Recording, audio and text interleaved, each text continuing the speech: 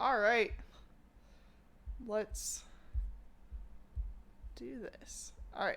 So, today's lesson is on social challenges in kind of the modern world. And I thought it would be fun to have dinosaurs in the background. So, our essential questions today are so, number one is what is the social impact of poverty, hunger, and health pandemics in developing nations? How have problems involving human rights and gender inequality been addressed in the late 20th and early 21st centuries? And how have population and migration trends affected developed and developing nations?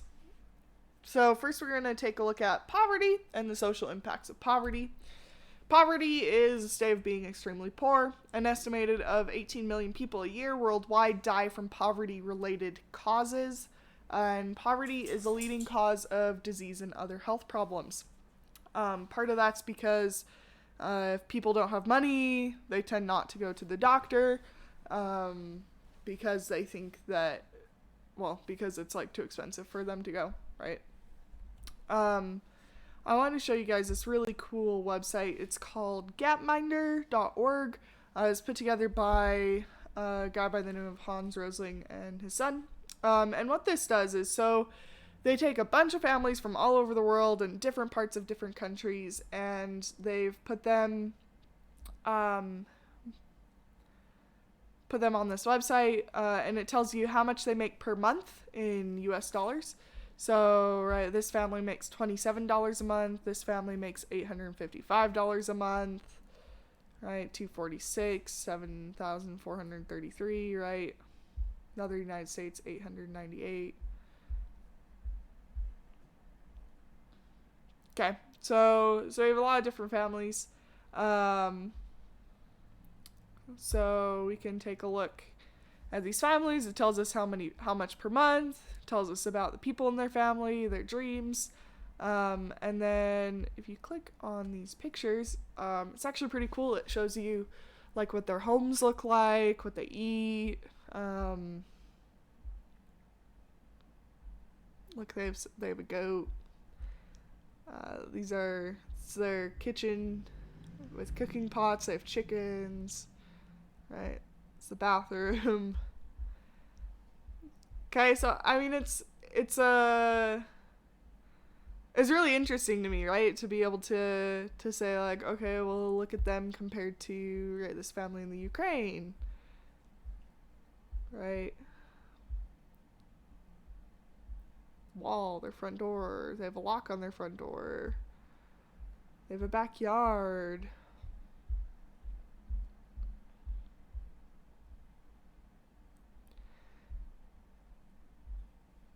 Right, so, their toilet, right?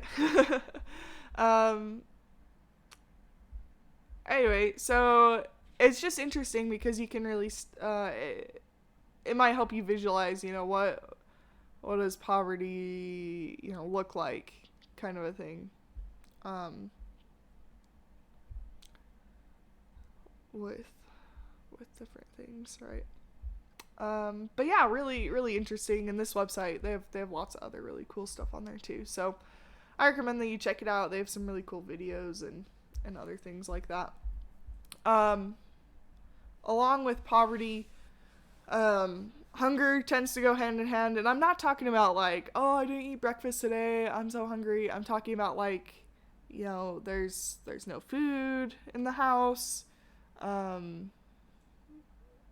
You haven't eaten in like 24 hours or more, not by choice, right? It's not a choice. About 1 billion people suffer from hunger worldwide, and about a fourth of them are children. And, hunger is something that affects people at our school. It affects people in our communities, right? It's not just like something on the other side of the world. And it goes hand in hand with poverty, right? Being able to afford food. So poverty also often leads to chronic health problems and sometimes to death.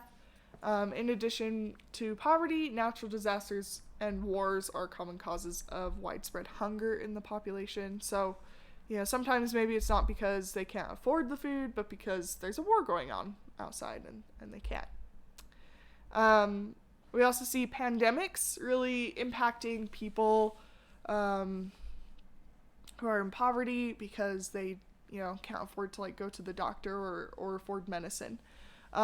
Increasing international interactions among people have raised concerns about widespread outbreaks of disease called pandemics. Great example is the COVID-19, which is going on right now, right? That's a global pandemic. And one of the most serious pandemics in recent times, you could also say like HIV/AIDS, right? Has been really impactful in sub-Saharan Africa, where we do have, less developed countries, higher levels of poverty, right? Stuff like that. And so with pandemics, it gets really scary in the parts of the world that you have higher rates of like poverty. These are some of the other global health pandemics.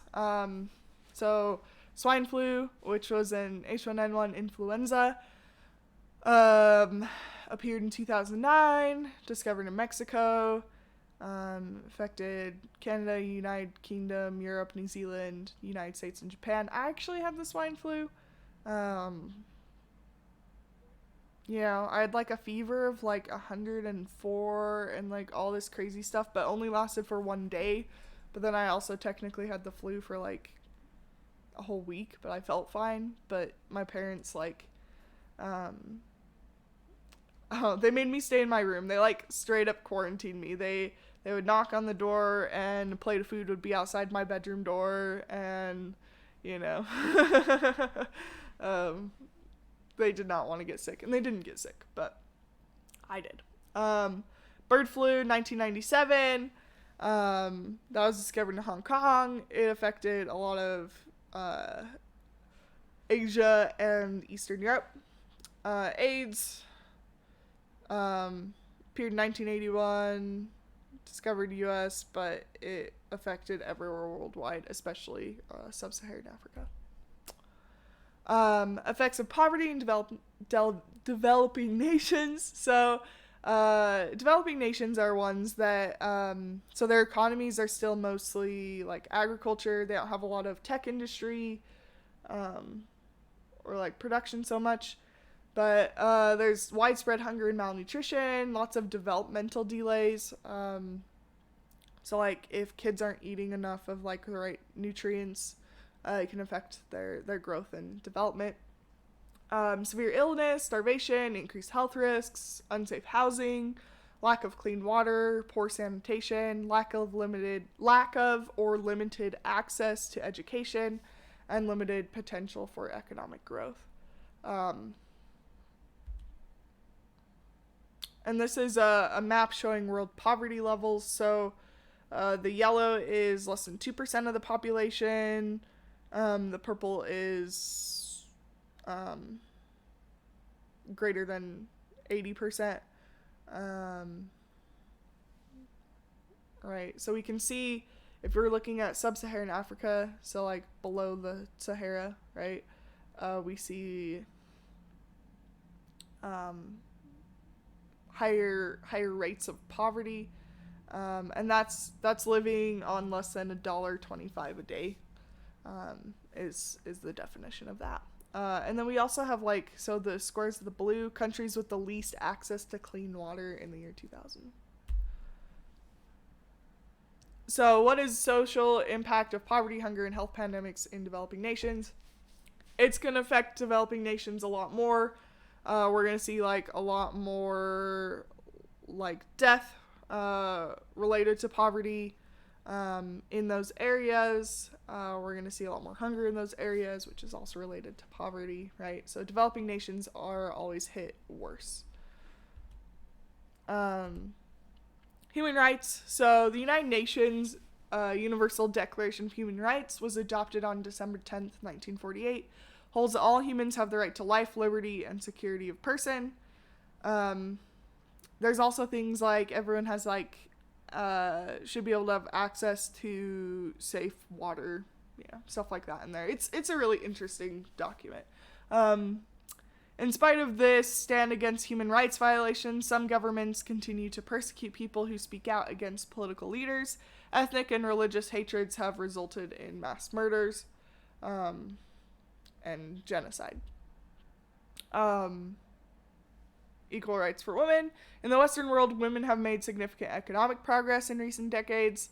Men still hold most of the top positions in business and government in the West. That's partly due to like when women have children, they usually take off a year, go part-time, right, which sets them behind in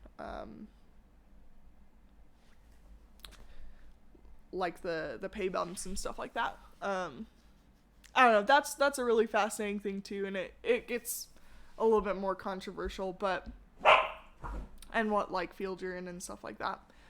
In developing nations, women face serious economic obstacles. In many of these nations, women cannot obtain an education or decent jobs. So, you know, there's like laws in place in different parts of the world that prevent women from, right, progressing and doing certain things. I didn't put it in here. I had a map of women's suffrage, which is women's right to vote, and it showed like in the world like what years they were allowed to vote, and I think it might say in your textbook, but there's been like countries that, I mean, women weren't allowed to vote until like the 1980s and 1990s. So yeah, there's been big things with that. So problems with human rights has been addressed by the United Nations Universal Declaration of Human Rights. And then with gender inequality, right, you know, laws have been passed, new laws have been made, saying that you can't pay someone a different amount of money based off of their gender, right? Population and migration trends. So the United Nations projects that the world's population will increase by 1/3 in the next 40 years. Almost all the growth will be in developing nations. So once again, like those nations that are impacted by like lots of poverty. India is expected to surpass China as the most populous country by 2050. This is population density. So this is the number of people per square mile.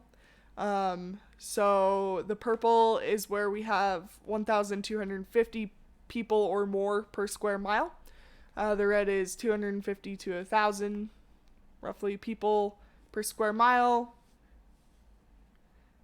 right, and so on. I always thought these maps were just super interesting,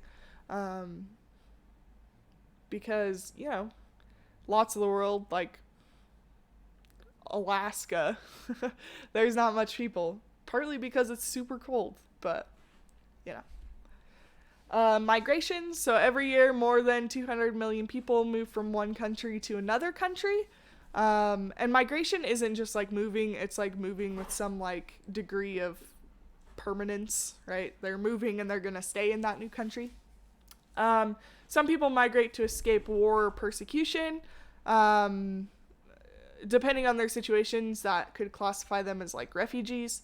Others migrate to seek better economic opportunities. So there's some interesting things in here, right? So I mean, I teach like the geography classes. So the escaping war or persecution, that could be like forced migration, because a lot of times they don't want to leave their homes, but they kind of are forced out because of the war, or the government's forcing them out, right? And then there's voluntary migration, which would be like, I'll make more money if I move to this other country, or my education will be better if I move to this other country. So migrations are really interesting because, you know, there's forced migrations and then there's voluntary migrations.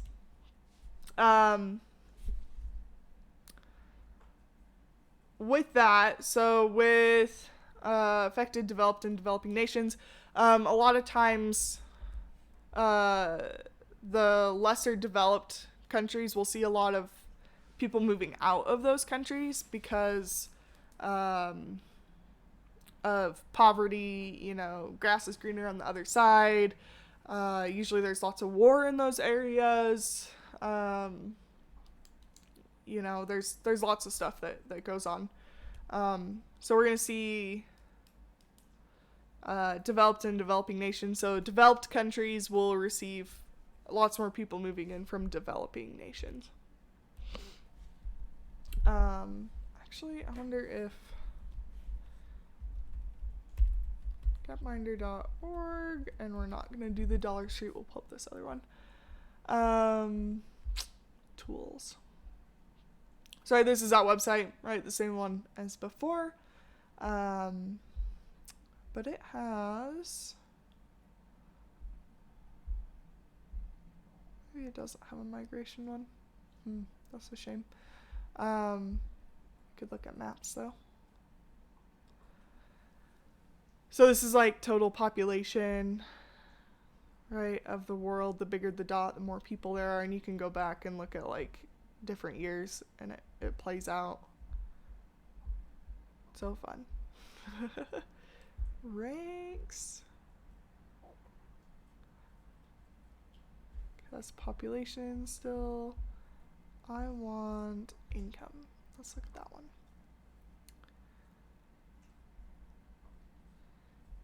Yeah, so I mean, you know, this is like income level number 1 is more people in like poverty. Right, here would be the United States. So I mean, you know, there are still some people but most people in the United States are above that extreme poverty line, the $1.25 a day.